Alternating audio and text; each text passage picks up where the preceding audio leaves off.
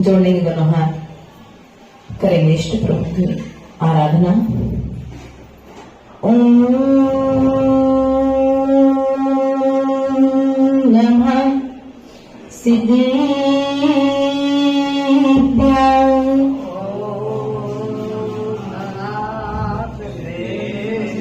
ओम नमः सिद्धेभ्यः।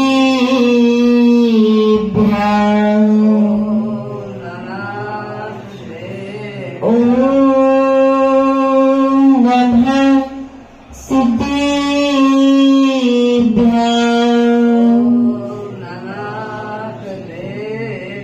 नमो हरिहंतारं नमो सिद्धारं नमो आयर्यारं नमो अज्ञायारं नमो लोये सर्वसागुणम्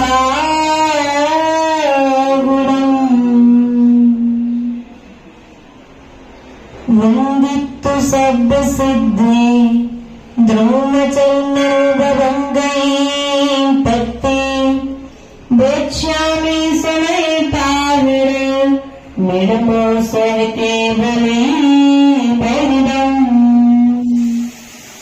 गुरुवा पान्तिरो नित्यम् ज्ञानिदेशनिनायकम् चारित्राणगम्भीरम् मोक्षमार्गोपदेशिकाम्। बोले अनंत अनंत सिद्ध परमेष्ठी भगवान की देवादिदेव मूलायक आदिनाथ भगवान की देवादिदेव शासनायक महावीरा स्वामी की आचार्य भगवंत विराट सागर जी महाराज की आचार्य भगवंत विशुद्ध सागर जी महाराज की आचार्य गुरुरक्षक विभोर सागर जी महाराज की परम पूजनीय आर्तो 108 सिद्ध श्री माता जी की। अपना विषय चल रहा था समय सार ग्रंथ राज की देशना आचार्य कुंद कुंद स्वामी के पवित्र परिणाम हमारे जीवन को पवित्र कर रहे थे और वे पवित्र परिणाम हमारे परमात्मा बनने की तैयारी करा रहे थे। इसी क्रम को आगे बढ़ाते हुए आचार्य भगवंत कुंद कुंद स्वामी के नमस्कार पदल पर जो पवित्र परिणाम उत्पन्न हुए उन पवित्र परिणामों को कुंद कुंद स्वामी ने लिपिबद्ध करके समय सार के रूप में हम सभी के कल्याण के लिए प्रस्तुत किया है। आगे बढ़ाते हुए कार्य का नंबर 31, 32, 33 और 34 नंबर की कार्य 33 नंबर की कारिका तक आज हम प्रकाश डालेंगे। आचार्य भगवंत कुंद कुंद स्वामी कारिका नंबर 31 के माध्यम से जो इंद्रिय जड़ता डाण सहावा धनम गुणति आदम तमखो जन्म दियंते भवंती जिनिच्छदा साहु। अर्थात आचार्य भगवंत कहते हैं कि जो इंद्रियों को जीतकर आत्मा को अन्य द्रव्यों से अधिक जानते हैं, अधिक अर्थात भिन्न जानते हैं, वे वस्तुतः जिनेंद्र हैं। जिनेंद्र कहना कहते हैं जो अन्य वस्तुओं से भिन्न, क्योंकि सेहत किसके बल पर जान रहे हो? इंद्रियों के बल पर। इंद्रियों को संसार की वस्तुएं चाहिए, आत्मा को संसार की वस्तुएं चाहिए क्या आशीष जी? नहीं चाहिए है। आत्मा को तो मात्र अपने स्वभाव में प्रवेश करना है। अब स्वभाव में प्रवेश होगा कैसे?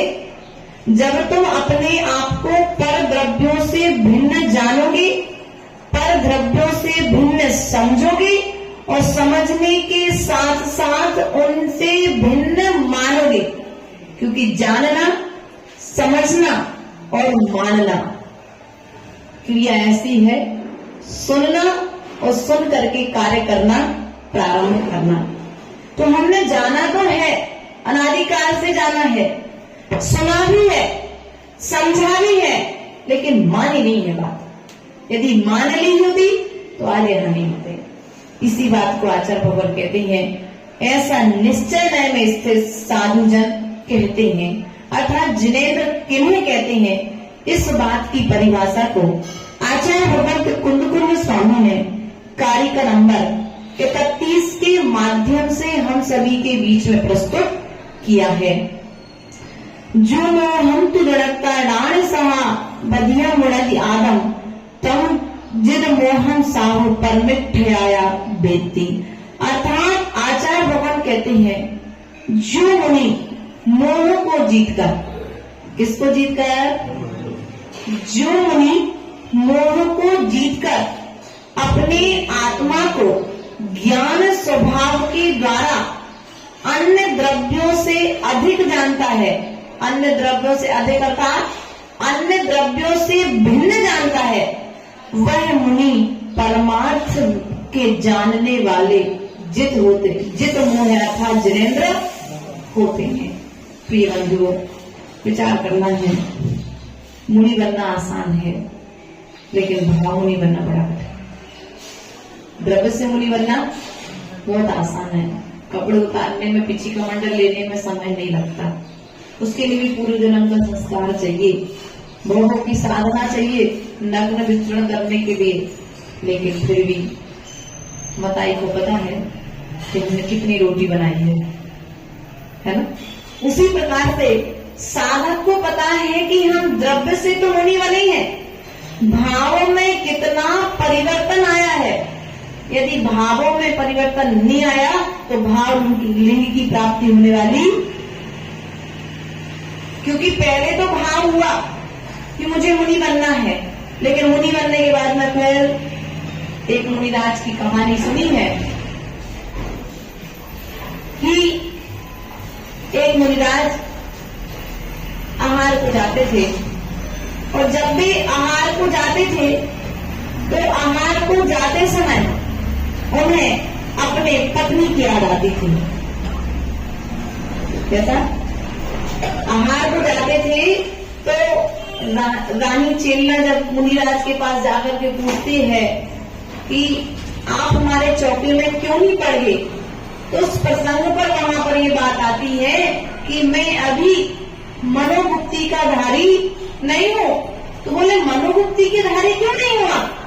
बोले जब मैं आहार को जाता हूँ तब मुझे किसी महिला के पैर के अंगूठे को देख करके मुझे अपनी पत्नी का स्मरण हो गया, इसलिए मैं मनोमुक्ति का धारी।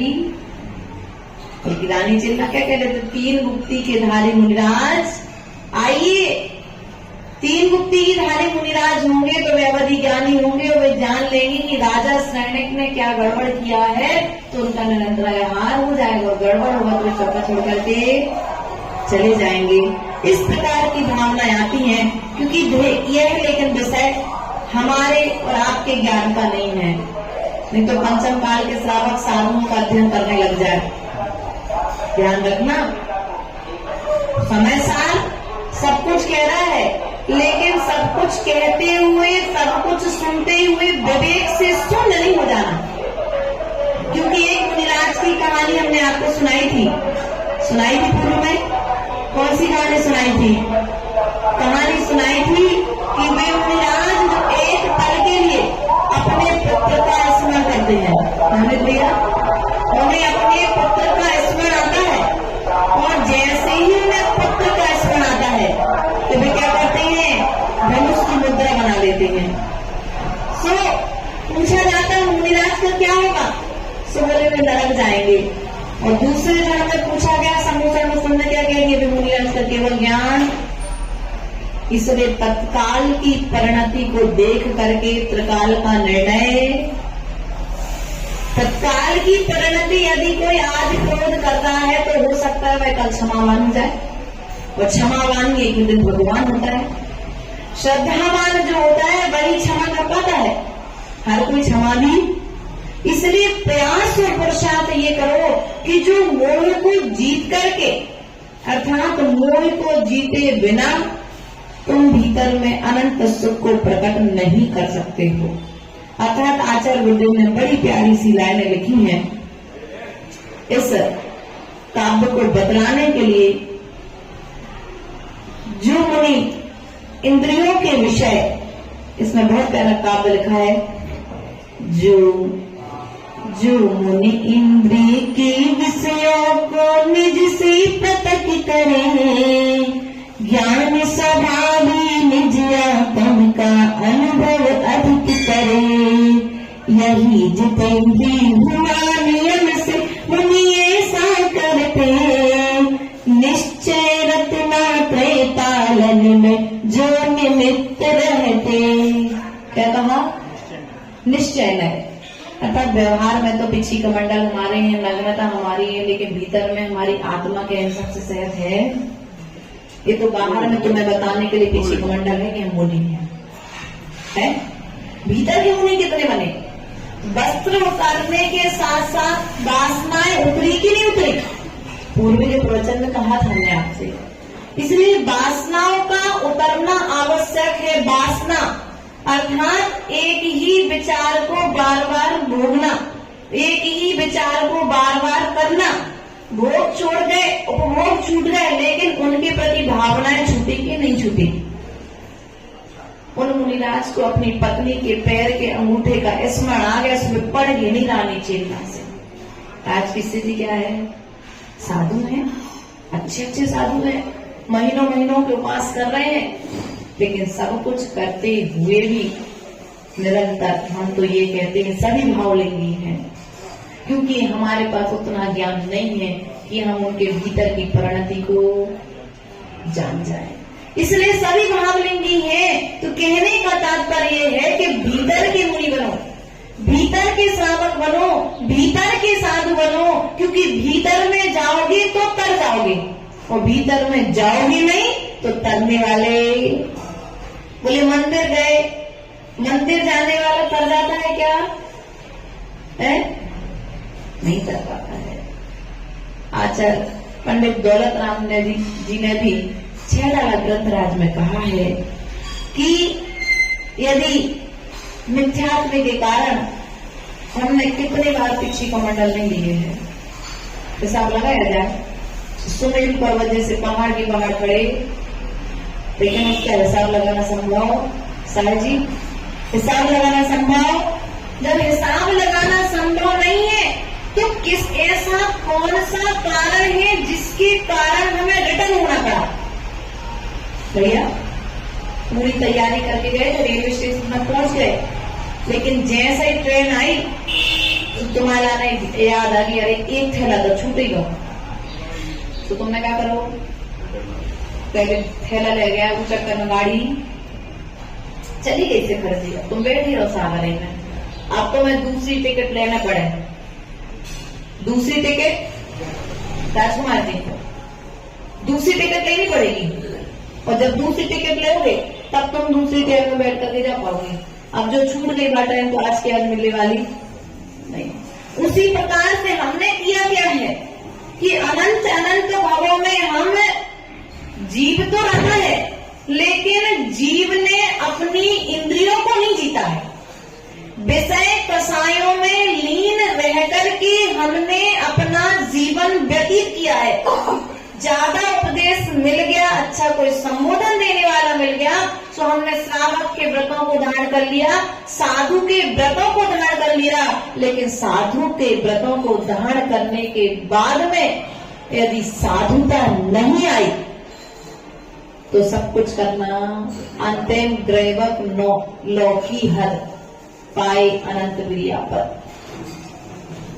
नौवे ग्रेवेक तक होकर के हम रिटर्न। थोड़ा सा मोह बीच में लगा रह गया, भीतर में विचार आ गया घर का।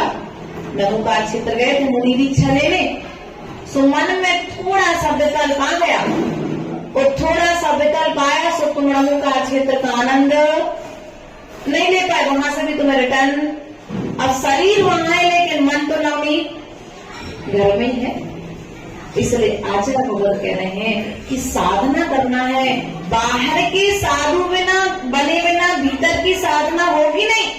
लेकिन जब एक बार बाहर के साधु बन गए हो तो अब बाहर के साधु मत रहना, तुम अंतरंग की यात्रा करना प्रारंभ कर दो, क्योंकि समय कम है। जितना समय तुम साधना में निकालोगे उतने समय तुम संकलेश से बच जाओगे। क्या संकलेश से बचना है तो अपना समय साधना में निकालो, अपना समय स्वाध्याय में निकालो, अपना समय सामायिक में निकालो, अपना समय अपने में निकालो। पर यदि आ गया तो तुम बाहर गए, आउट। लंगड़ी खेली क्या करते हो, लाइन पे पैर रखा कि आउट करने में समय। बैडमिंटन भी खेले तो जैसे ही लगी बॉल या लाइन के बाहर गई तो समय लगता क्या निर्णय करने में।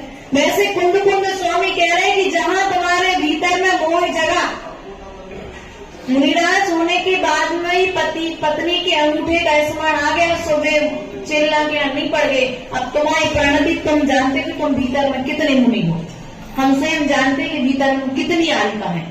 तो हमारा परसेंटेज कुंद स्वामी समय सार खोल के बता रहा है। थर्मामीटर क्या करता है, भीतर का बुखार बता देता है। तो इस समय सार थर्मामीटर है। क्या है, समय सार थर्मामीटर है, तुम्हारे भीतर का टेम्परेचर बता रहा है कि अभी तुम कितने परसेंट में मुनि हो, कितने परसेंट में आरिका हो, कितने परसेंट में तुम श्रावक हो, कितने परसेंट तुम्हारे भीतर में भगवान बनने की शक्ति है। ये थर्मामीटर है समय सार हमारे परिणाम को बदलाने का। इसलिए प्रयास और पुरुषार्थ ये करो कि भीतर के मुनि बनो। भीतर में जाओगे तो तुम आगे की यात्रा कर पाओगे, वरना रिटर्न टिकट वापस तुम्हें आना। ऐसा काम करो कि तुम्हें रिटर्न ना आना पड़े, क्योंकि हर जगह से हर बार रिटर्न होती हुई तो आए, इसलिए तो पंचम काल में आना पड़ा है।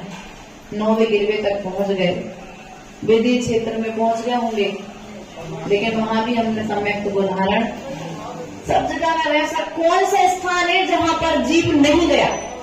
कोई पर्वत, कोई पहाड़, कोई नदी, कोई तालाब, कोई झरना, कोई मॉल, कोई टॉकीज। इस गांव में नहीं गए ना टॉकीज, लेकिन किसी न किसी गांव में तो, क्योंकि जीव अनादि काल से है और अनादि काल तक रहेगा। इसका कभी अंत होने वाला, अंत यदि होगा तो मात्र पर्यायों का अंत होगा, जीव का अंत नहीं होगा। किसका अंत होगा भैया? पर्यायों का अंत होने वाला है, जीव का अंत होने वाला कभी ना। जीव का कभी अंत हुआ है और ना जीव का कभी अंत होगा। जीव शाश्वत था, शाश्वत है और शाश्वत रहेगा। इस बात पर श्रद्धा रखना।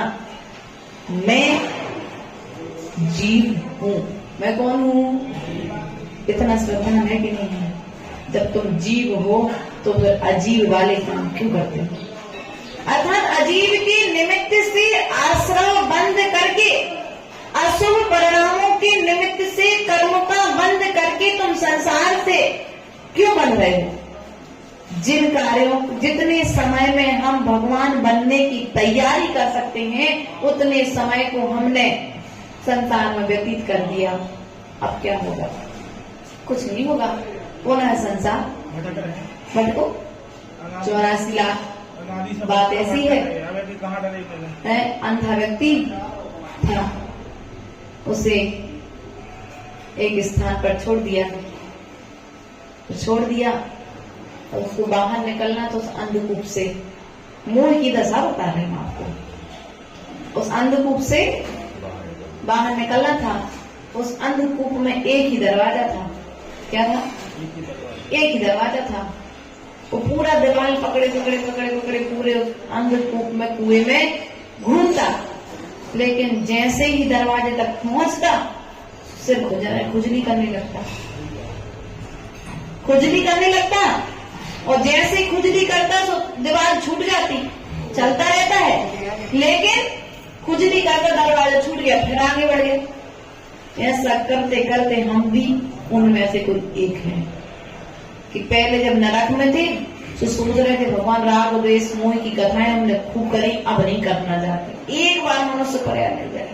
त्रियंच में थे तो जब हमें यातनाएं दी जा रही थी तो सोच रहे एक बार मनुष्य पर्याय मिल जाए कल्याण कर लेंगे। वो धन्य राजा सोम श्रेयांश आदिनाथ के काल में जब उसमें एक कहानी आती है, यह दान की महिमा जब बताते हैं कि वे 4 जीव जिनने एक साथ जंगल में मुनिराज को आहार दान लेते हुए देखा तो उन्हें भावना करती मेरे जीवन में भी ऐसा दिन कब आएगा जब मैं मुनिराज को आहार दूं। और अंतरावा क्या सोचते हैं, अरे मुझ की जगह का हमें क्या करना है। अनुमोदना कौन करता है? विधि अनुमोदना कौन करता है? जिनके भीतर में क्षमता नहीं हो वे अनुमोदना करें। जिनके अंदर शक्ति है पुण्य करने की, धर्म करने की योग्यता है और वे यदि अनुमोदना करेंगे तो समझ लो बेकल अनुमोदना करने वाले कार्य कर रहे हैं। वे ऐसी गति में जाएंगे कि अनुमोदन नहीं कर पाएंगे, कार्य नहीं कर पाएंगे। क्षमता है सुनील जी आहार देने की, तो नहीं दे रहे, नहीं कह रहे को चौका लगे उन्हें दे रहे आहार। उदाहरण समझना, भगवान का अभिषेक का कलश उठाने की क्षमता है राजकुमार जी, तो नहीं उठा रहे, कोई बात नहीं। कल उस गति में जाओगे जौन गति में तो मैंने अभिषेक करने पड़े, नए आहार दान देने पड़े। अब गति कौन सी? देव आहार नहीं दे पाते। आहार देने के बाद तो स्वर्ग के देव नहीं है, तरसते हैं कि एक बार मुझे मुनिराज को आहार देने मिल जाए। और हमारे अंदर क्षमता है, तो हम हमारे अंदर शक्ति है, सब उसका प्रयोग कमावे में कर रहे हैं। पैसा कमाने के लिए जा रहे हैं और वहां पैसा कमाने जा रहे हैं, तो यहाँ पर तुम कम धर्म, और जो कम धर्म कर रहे हो तुम अपनी शक्ति का प्रयोग दुरुपयोग कर रहे हो, वो शक्ति कहीं ना कहीं तुम्हारे लिए फिर दुरुपयोग का फल तो देने वाली है। इसलिए कौन क्या कहता है, कौन क्या करता है, जब मंदिर में प्रवेश करो तो मन शुद्धि, वचन शुद्धि, काय शुद्धि। हे भगवान, अब मैं मंदिर में प्रवेश कर चुका हूँ, मेरा राग द्वेष करने का त्याग है, मोह करने का त्याग है, मेरा मौन है। जब ऐसा करके मंदिर में प्रवेश करोगे तो क्या होगी? कर्म की निर्जरा होगी। जितने समय मंदिर में उतने समय के लिए घर का त्याग कर दो, कोई सूता पातक नहीं लगेगा। क्या कहा भैया? जितने समय मंदिर में हो उस समय घर का त्याग कर दो। अगर कहीं कोई घटना भी हो जाए और तुम्हें समाचार जब तक नहीं मिला तब तक तुम्हें सूता पातक नहीं लगेगा। लेकिन हमारी स्थिति क्या है? कैसे त्याग कर दूंगा? तो पहले डिबिया संजय लेके आ, तो मोह की डिबिया संजय लेके आओ, तो वो लेके आते हो तो तुम्हें दुनिया के प्रदूषण युक्त बात है। हम मंदिर में आए हो तो तुम्हारी उस गुबरीला के गोबर की कीड़ा की तरह स्थिति हो गई, तो कीड़ा गोबर की डली रखे तो शक्कर का स्वाद नहीं आ रहे हैं। तुम्हारे को मोह की डिबिया संजय लेके आए मोबाइल, अब मोह की डिबिया जब संजय लेके आए हो गए तो तुम्हारा मंदिर में आकर के मोह कैसे जीतोगे? जो अनंत सुख को प्राप्त कर चुके हैं उनके पास आने के बाद में भी हमारा मोह नहीं हटा तो हमारा आना सार्थक क्यों नहीं है? सार्थक क्योंकि हमने वो कार्य ही नहीं किया जो भगवान ने किया था। अब रोटी खानी है मोतीलाल जी को, तो सोना भाई का आटा नहीं पीस है, आटा नहीं पीस तो भैया रोटी बनेगी कैसे? आटा तो गेहूं को तो पीसना ही पड़ेगा। उसी प्रकार से जो व्यवहार परिणाम है, जो बुरी बातें हैं, जो बुराइयां हैं, उन बुराइयों को हमें त्यागना पड़ेगा, तब कहीं जाकर के हमें अपने आत्मा की सिद्धि, अपने आत्मा के गुणों की प्राप्ति होगी। ऐसा आचार्य भगवंत हम सभी से कह रहे हैं। आगे जाकर के आचार्य भगवंत 33 नंबर कारिका के माध्यम से कहते हैं, मोह को जीतने वाले साधु का मोह जिस समय क्षीण हो जाता है, नष्ट हो जाता है, उस समय निश्चय के जानने वाले मुनियों के द्वारा वह क्षीण मोह कहा जाता है। इसलिए प्रिय बंधु, विचार करना है कि हमने अवलंबन आज तक किसका लिया। हम जैसा अवलंबन लेंगे हमें वैसी उपलब्धि होगी। जिसको आधार बनाओगे वैसे गुण प्रकट हो जाएंगे। तुमने आधार किसको बनाया? तुम्हारा आधार भी सही होना चाहिए। यदि तुम कागज के पत्ता में दाल रखवाओगे तो गल जाएगी, और यदि तुम स्टील की कटोरी में, प्लास्टिक के पात्र में रखवाओगे तो वो दाल तुम्हारे खाने होगी। उसी प्रकार हमने किया क्या है, पत्ता तो हमें अच्छा मिला, लेकिन हम वे चीजें दे रहे हैं कि वो निरंतर गल रहा है। किससे? कसायों से। मोम तो अग्नि का ताप पाकर के गल जाती है, सोना एसिड आदि का ताप पाकर के गल जाता है, और हम काय से गल रहे हैं? अर्थात अपनी आयु को समाप्त कर रहे हैं, अपने परिणामों का, अपनी पर्याय का दुरुपयोग करके। तो सदुपयोग कैसे होगा? हर समय में एक चीज का उपयोग हो सकता है। क्या कहा यहाँ पर आचार्य भगवंत ने?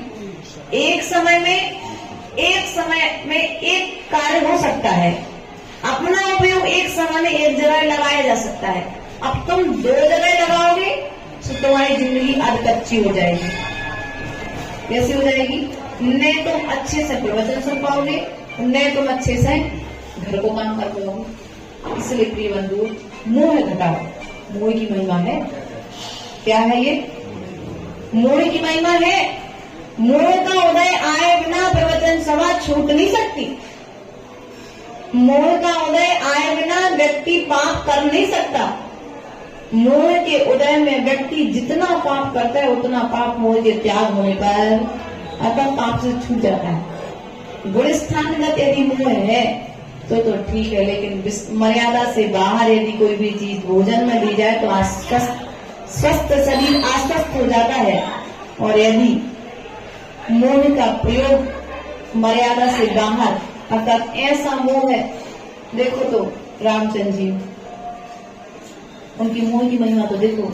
6 महीने तक भाई को अपने कंधे पर लिए हुए घूमते रहे, और हमारा मोह भी कहीं राम के मोह के जैसा तो नहीं है। अरे उनने इतना मोह किया तो हम कर रहे तो क्या दिक्कत है? उन्हें इच्छा भी नहीं रहा। आज जाके सिद्धार्थ में विराजमान हो गए। करो राम के जैसा मोह करना है ना, करो राम के जैसा मोह करना बुरा नहीं है, लेकिन मोह को उनने त्यागा भी है, किया मात्र नहीं है। उनने यदि भोग भोगेंगे तो भोगों को त्यागा भी है। तो हम उनके जैसे भोग भोगने की कामना तो कर रहे हैं, लेकिन उनके जैसे भोग त्यागने की भावना नहीं कर रहे हैं। मूल में क्या था?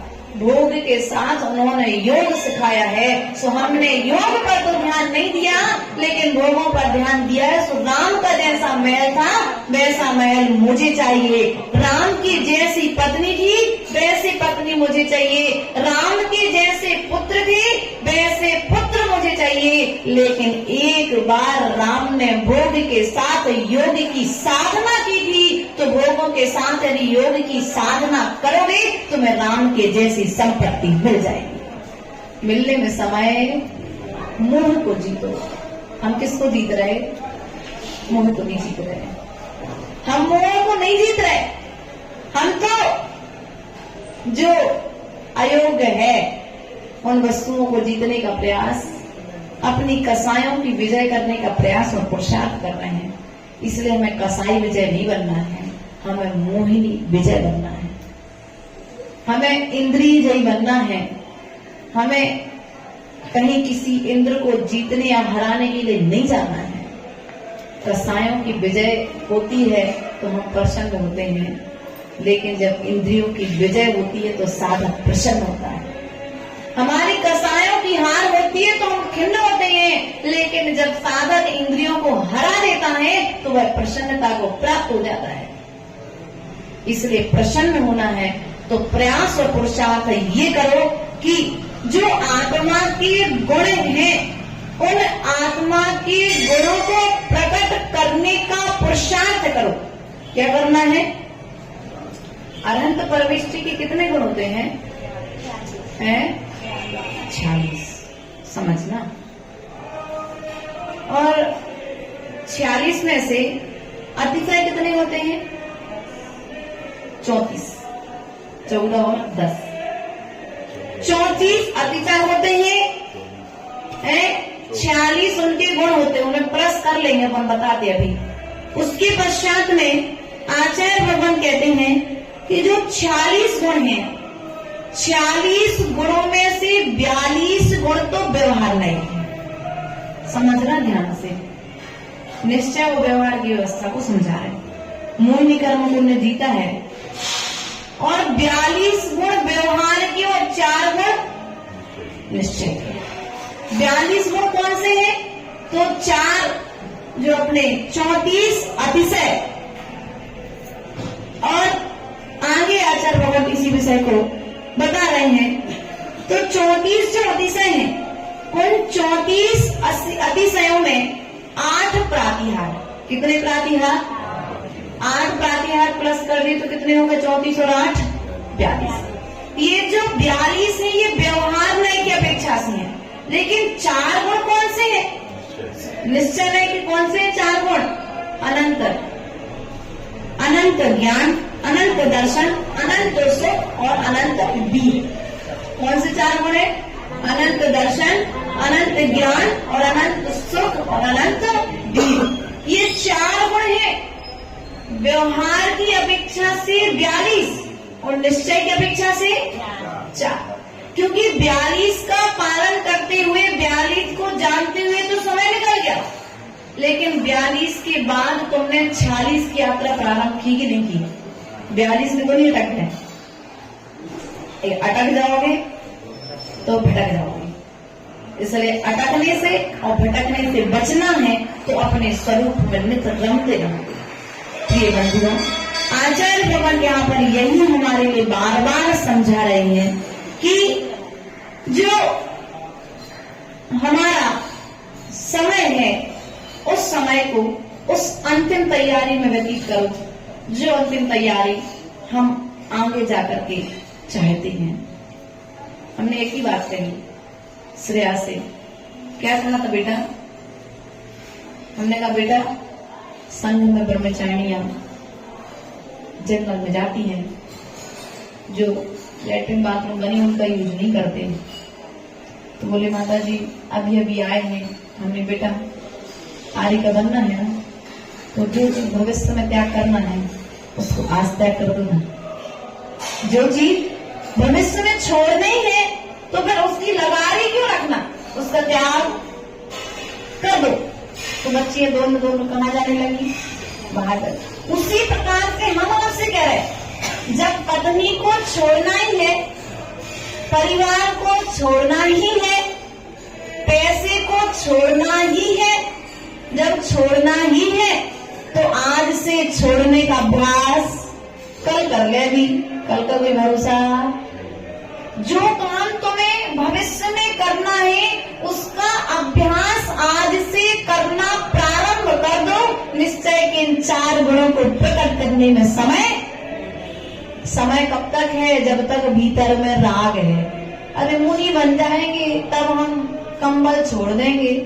अरे भैया पहले अभ्यास कर लो, वरना बाहर में तो कंबल छोड़ेगा, भीतर से कंबल छूटा कि नहीं छूटा? क्योंकि कंबल यदि भीतर से छोड़ना है तो कंबल तुम्हारे तन पर रहे, लेकिन कंबल तुम्हारे मन में ना रहे। आचार्य भगवत विद्यासागर जी ने मूंग माटी में लिखा है, कंबल की जरूरत तो उन्हें पड़ती है जो कंबल वाले होते हैं। क्या कहा मूंग माटी में? कंबल की जरूरत तो उन्हें पड़ती है जो कंबल वाले होते हैं। जो बल वाले हैं उन्हें कंबल की जरूरत। इसलिए प्रयास और पुरुषार्थ ये करो कि अपने बल को प्रकट करो, लेकिन अपने बल को प्रकट किसी की बलि लेने के लिए नहीं करना। क्या? अपने बल का प्रकटीकरण किसी की बलि लेने के लिए नहीं करना, अपने स्वयं को जीतने के लिए। यदि तुमने अपने बल का प्रयोग किया तो तुम बलिहारी बन जाओगे, अर्थात तुम जग को तारने वाले बन जाओगे। और तुमने यदि अपने बल का प्रयोग दूसरे की बलि लेने में कर लिया, अपने इंद्रियों का प्रयोग दूसरे की बलि लेने में कर लिया, तो तुम्हारा बल पाना सार्थक नहीं है। इन्हीं भावनाओं के साथ में आचार्य भगवंत ने आज हमारे लिए मोक्ष का मार्ग बताया, और मोक्ष के मार्ग में आज इंद्रिय जयी, मोह विजयी, जिन्होंने अपने मोह को जीत लिया है, इंद्रियों को जीत लिया है, वही निश्चय की यात्रा कर सकता है। भले ही मुनि हो या श्रावक हो। श्रावक है तो अपनी अपेक्षा से त्याग करेगा, और साधु है तो पूर्ण रूप से त्याग करेगा। जैसे रास्ते में पड़ा हुआ मल हम उसकी तरफ देखते नहीं है, उसी प्रकार से जो मोह है, एक बार जिस चीज का हमने त्याग कर दिया, फिर उसकी तरफ देखना नहीं है। राग भाव से नहीं देखना। भाई कौन से भाव से? राग भाव से नहीं देखना। आज ज्ञानमती माता जी के संग में, आज ज्ञानमती माता जी के भैया हैं, गृहस्थ जीवन के है ज्ञानमती माता जी। आज ज्ञानमती माता जी के संग में ज्ञानमती माता जी की बहनें हैं। उन्होंने क्या किया? राग नहीं किया, उन्होंने वैराग्य के साथ निकाला है। वैराग्य भावना भाने का संबोधन दिया है। अरे उनकी बहन उनके साथ है, सुने तो मोह हुई है, ऐसा कोई जरूरी नहीं है, ऐसा कोई जरूरी नहीं है। मोह के संबंध है, परिवार के संबंधी है, लेकिन आज धर्म का साधन है, मोक्ष का साधन बना दिया कि यदि तुम्हें मोह करना है तो इतना करो कि सामने वाले को मोक्ष का साधन बना सको। ऐसा मोह मत करो कि उसे संसार में डाल दो। ऐसा मोह किसी से बोलना बुरा नहीं है, परिवार से बात करना बुरा नहीं है, लेकिन राग पूर्वक बात करना बुरा है। क्या बात भी करो तो वैराग्य पूर्वक, क्या करो? वैराग्य पूर्वक। यदि वैराग्य पूर्वक बात करोगे तो हो सकता है तुमसे बात करते करते कोई दूसरी चंद्रामती पैदा हो जाए, है? हो सकता है तुम्हारी छोटी बहन के अंदर में तुम्हारा वैराग्य, तुम्हारी साधना तपस्या देख करके उनके मुनि बनने के भाव हो जाए। ऐसा कोई काम मत करना कि सामने वाले की श्रद्धा हमारे निमित्त से घट जाए। इसलिए प्रिय बंधुओं, मोह को जीतो तो मुनि बनोगे, और मोह को जीतोगे नहीं तो बाहर के मुनि रहोगे, भीतर के मुनि नहीं बन पाओगे। भीतर की यात्रा भीतर में जाने से प्रारंभ होती है, बाहर में रहने से प्रारंभ नहीं होती है। इसलिए कमरे के भीतर में रहने मिले या नहीं मिले, लेकिन अपने आत्मा के भीतर में एक बार झांक करके देख लेना। जब बाहर में बाजा बजता है तो बच्चा बाहर देखने भगता है, और जब भीतर में कसाय का द्वंद चलता है उस समय हम क्या करते हैं? भीतर में देखने की पुरुषार्थ, और भीतर में देखोगे तो बाहर का द्वंद समाप्त हो जाएगा। इन्हीं भावनाओं के साथ बोले परम पूज्य आचार्य गुरु एक्सपर्ट विभव सागर जी महाराज की। जिनवानी की ज्ञान ते सुजिल करो, वाणी वसनो सदा देती हिंदी, भारती तो जपन रे, जो तेरे शरण सो पावे सुख चैन, जो अनंत को